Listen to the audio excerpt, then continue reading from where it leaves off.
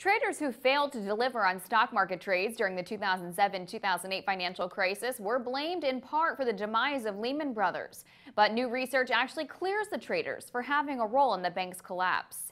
I'm joined by Vikas Raman, assistant professor at Warwick Business School, who is one of the researchers on this topic.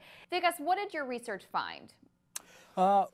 This was actually a study looking at failure to deliver on a long-term basis, but also focusing on the financial crisis. The main finding, I suppose, is that traders who actually failed to deliver, or the FTDs as they're called they were not, at least we did not find evidence that they actually caused some of the declines, the rapid declines in share prices. Actually, what we found was, let alone causing the declines, they were not even anticipating it. FTDs seemed to be more a reaction to news as it broke out.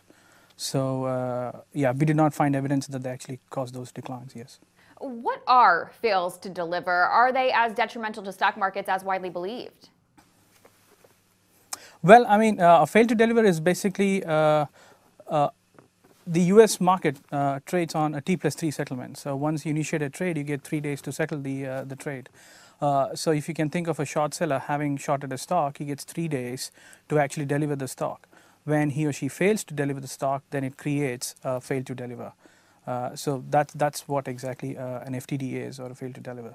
And are they as detrimental to the stock market as is widely believed? Now, I mean, there's an important nuance here. The nuance is that while the stock market settles in 3 days, the lending and borrowing market settles on the same day. So invariably what happens is short sales which are opened remain naked, remain uncovered for the first 3 days, and only it's on the third day that they get covered. So invariably, when a short sale is initiated, the short seller does not exactly know if it's going to be a fail to deliver or not.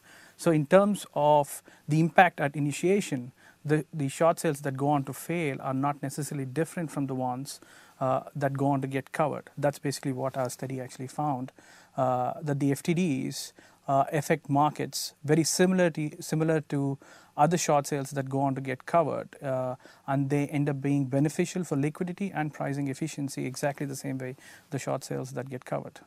Now, the SEC has had a strong regulatory focus on reducing fails to deliver. So what effect has this had? Yes.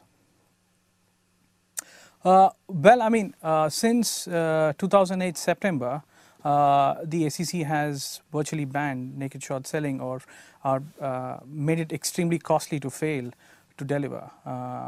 What we find is that the rather gentle regime that existed prior to September 2008 was doing its job, as in the fail to delivers that arose in that regime were actually beneficial to market quality. So having removed that option to fail for traders, we do not find evidence consistent with supporting that removal of the option.